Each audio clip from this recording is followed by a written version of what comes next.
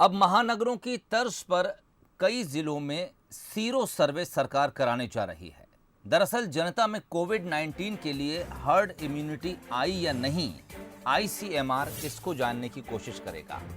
पहले चरण में प्रदेश के जांजगीर चांपा समेत 10 जिलों में ये सर्वे किया जाएगा। सीरो सर्वे प्रति 10 लाख जनसंख्या में कोविड-19 से संक्रमित मरीजों पर होगा और ये जानने की कोशिश की जाएगी कि इम्यूनिटी डेवलप हुई या नहीं।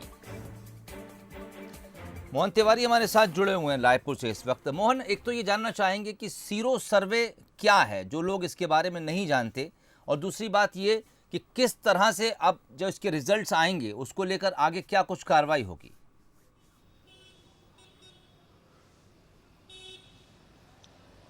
देखिए, अलग अलग तरीके से कोरोना संक्रमण से निपटने के लिए रिसर्च के काम चल रहे हैं और इस रिसर्च में इस बात को भी शामिल किया गया है, क्योंकि पूरा ये जो कोरोना संकट का काल रहा है, इस दौरान बिना जांच किए भी जो लोग संक्रमित थे और वो ठीक हो गए, ऐसे लोग कितने हैं और किन इलाकों में हैं। इसलिए इस सीरो सर्वे की ज़रूरत पड़ रही है और ये सर्वे हमें ये बताता है कि किन लोगों की इस पूरे रोग से लड़ने की इम्यूनिटी जो है वो डेवलप हुई है। तो एक खास इलाके में किस तरीके से लोग संक्रमित हुए और किस ढंग से वो ठीक हो गए, इस बात की जानकारी के लिए इस सर्वे की खासी ज़रूरत थी और देश के अलग अलग हिस्सों में इस तरीके के सर्वे हो रहे हैं। तो छत्तीसगढ़ में 10 जिलों को चयनित किया गया है। जानने की कोशिश ये है, और 10 जिले जो चयनित किए गए हैं ये वो खास तौर पर जिले हैं जहां पर बाहर से मजदूरों का आना जाना हुआ है, तो वहां पर संक्रमण भी फैला लेकिन कोई खास दिक्कत नहीं हुई और लोग वहां ठीक हो गए।